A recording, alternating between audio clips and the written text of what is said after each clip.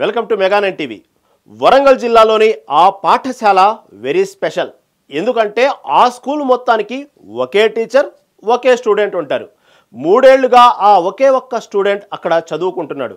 ఉన్న ఆ ఒక్క విద్యార్థి కూడా స్కూల్కి రాకపోతే ఆ టీచర్కు ఏం చేయాలో అర్థం కాని పరిస్థితి. ఆ ఒక్క విద్యార్థి చదువు కోసం ఏడాదిగా ఏకంగా 12,60,000 వరకు ఖర్చు అవుతుందట. ఇంతకీ జిల్లాలో ఆ స్కూల్ ఎక్కడుంది? ఆ విద్యార్థి ఎవరు? ఆ పాఠశాలపై మరిన్ని వివరాలు మా వరంగల్ ప్రతినిధి రాము అందిస్తారు. తెలంగాణ రాష్ట్ర వ్యాప్తంగా నేటి నుంచి పాఠశాలలు పునఃప్రారంభమయ్యాయి. ఇప్పటికే పిల్లలు కూడా స్కూల్స్కి వెళ్ళి విద్యను అభ్యసిస్తున్న పరిస్థితి. ప్రభుత్వ పాఠశాలల్లో కూడా పిల్లలకు వినూత్నంగా స్వాగతం పలికి దాదాపు 40 రోజుల సుదీర్ఘ విరామం తర్వాత ఈరోజు పాఠశాలలు పునఃప్రారంభమైన తరుణంలో పిల్లలకు పూల మొక్కలతో స్వాగతం పలికి అపూర్వ స్వాగతం పలికి ఈ రోజు నుంచి కొత్త విద్యా సంవత్సరాలకి వాళ్ళు స్వాగతం పలికిన పరిస్థితి.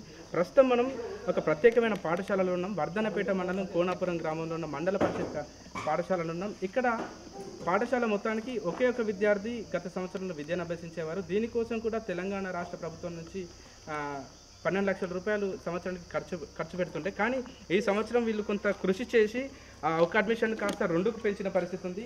ప్రస్తుతం మనం ఇక్కడ విజువల్స్లో చూడొచ్చు. ఈరోజు 2 విద్యార్థులు, ఒక విద్యార్థి మాత్రం మొదటి రోజు హాజరయ్యారు. ఆ విద్యార్థికి ఈ స్కూల్ మొత్తంలో ఉన్న ఏకైక టీచర్ కూడా జగన్మోహన్ గారు అతనికి పాఠాలు నేర్పుతున్న పరిస్థితి. అసలు ఈ పాఠశాలలో ఏం జరుగుతుంది, ఈ పాఠశాలకు సంబంధించిన విద్యార్థుల మనోగతం ఏంది, వీళ్ళు దీనికి సంబంధించి ఎలాంటి ఇబ్బందులు పడుతున్నారు. ఎందుకంటే వర్ధనపేటకు దగ్గర ఇది మండలానికి ఒక 10 కిలోమీటర్ దూరంలో ఉంది. ఇక్కడ ఉన్న ప్రజల సంఖ్య తక్కువ ఉంది. దాంట్లో కూడా ప్రభుత్వ పాఠశాలలపైన కొంతమంది పేరెంట్స్కి నమ్మకం లేకపోవడం మూలంగా పిల్లలను ప్రైవేట్ పాఠశాలకు పంపుతున్నారు. కానీ గత సంవత్సరం ఉన్న ఏకైక విద్యార్థి ఇప్పుడు 2 విద్యార్థులు మారిండు. వాళ్ళ పేరెంట్ కూడా నమ్మకంతో మా పిల్లల్ని ఒక స్టూడెంట్ అయినా పర్లేదు మేము ఇదే స్కూల్కి పంపిస్తాం నమ్మకంతో ఆ విద్యార్థిని స్కూల్కి పంపించిన పరిస్థితి. ప్రస్తుతం మనతో పాటు పాఠశాలలో ఉన్న ఏకైక సింగిల్ టీచర్ ఉన్నారు జగన్మోహన్ గారు. వారితో మాట్లాడుతున్నారండి. సార్ నమస్తే అండి. నమస్తే అండి. సార్, ఇప్పుడు మన స్కూల్ పరిస్థితి ఏంటి? లాస్ట్ ఇయర్ ఒక అబ్బాయి ఉన్నారు, ఈ ఇయర్ స్కూల్ అడ్మిషన్ జరిగిందని చెప్తున్నారు. అసలు ఓవరాల్గా ఏం జరుగుతుంది సార్? ఇది ఈ విలేజ్ పేరు కోనాపురం అండి. MPPS Konapuram village. ఇది మన వర్ధనపేట మున్సిపాలిటీలో 7వ కౌన్సిల్ కిందకి వస్తుందండి. ఇక్కడ నేను వచ్చినప్పుడు ఇక్కడ 7 పిల్లలు ఉన్నారండి. 7 పిల్లలలో నడిచేది, 7 నడిచేది. వాళ్ళు 5th అయిపోయినాక వెళ్ళిపోయారు. ఈ మొత్తం మన 5th క్లాస్ వాళ్ళు 10 మెంబర్స్ ఉన్నారు ఇక్కడ. ఇది మన స్కూల్ ఏజ్ వాళ్ళు. సర్వే ప్రకారం 10 మంది లోపల 3 ఫ్యామిలీస్ హైదరాబాద్ వెళ్ళిపోయారండి, మైగ్రేటెడ్ అయిపోయారు.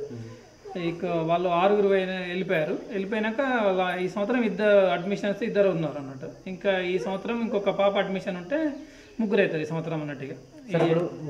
మండలానికి ఒక 10 కిలోమీటర్లు దూరం, 4.5 ఉంటుంది సార్. 4.5 కిలోమీటర్స్. ఓకే, ఇంత దూరంలో ఉంది. మీకు రాకపోకలు కానీ ఇక్కడ ఒక విద్యార్థికి చూసుకోవడం మీకు ఏమైనా ఇబ్బంది అవుతుందా? దీనికి సంబంధించి అంటే ఈ అబ్బాయి కోసం మిడ్ డే మీల్స్ కానీ మిడ్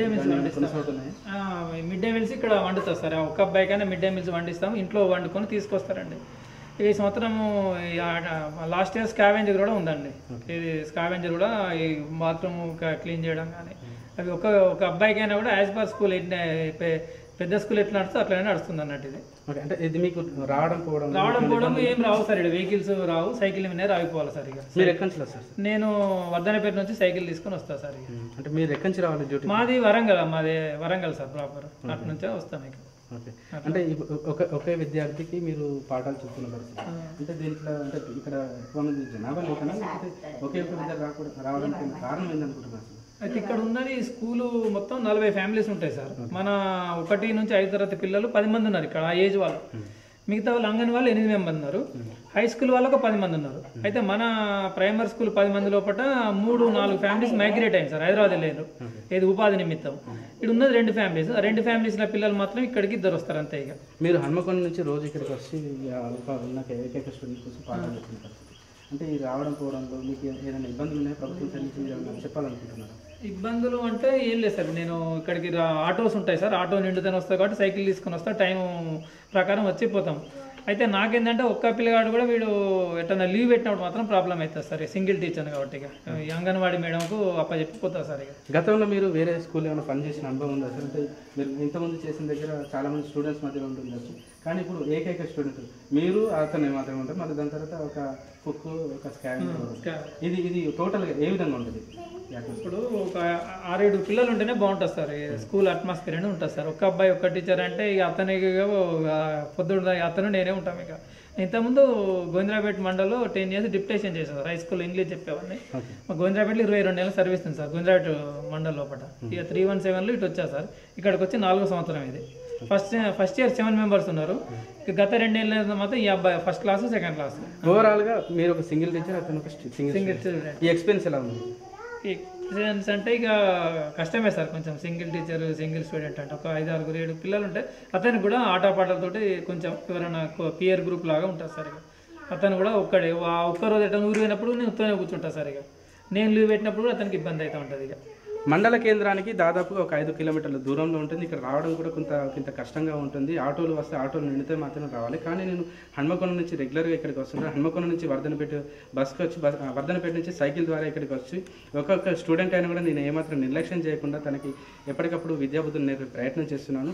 అతను ఒకవేళ రాని పక్షంలో మాత్రం నాకు ఇంత ఇబ్బందికరంగా ఉంటుంది. ఎందుకంటే నేను ముఖముఖం చూసుకున్నాము.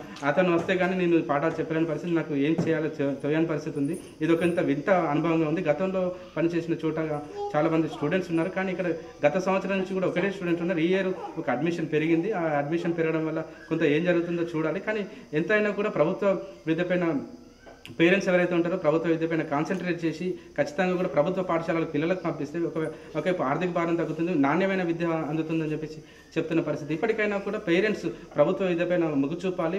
ప్రభుత్వ పాఠశాలకు పంపిస్తే పిల్లలకు ఖచ్చితంగా నాణ్యమైన విద్య అందుతుంది. ప్రభుత్వ పాఠశాలలో క్వాలిఫైడ్ టీచర్స్ ఉంటారు. అంతేకాకుండా ప్రభుత్వ పాఠశాలలో ఉచితమైన యూనిఫామ్స్తో పాటు వాళ్ళకి మిడ్ డే మీల్స్ అందుతుంది. అన్నీ కూడా ఉచితంగా వస్తాయి. ఖచ్చితంగా కూడా పేరెంట్స్ ఈ దిశగా ఆలోచించి ప్రభుత్వ విద్య వైపు మొగ్గు చూపాలని చెప్పి పాఠశాల టీచర్ కూడా చెప్తున్న పరిస్థితి. కెమెరా పర్సన్ భిక్షపత్తో రాము, మెగానైన్ టీవీ.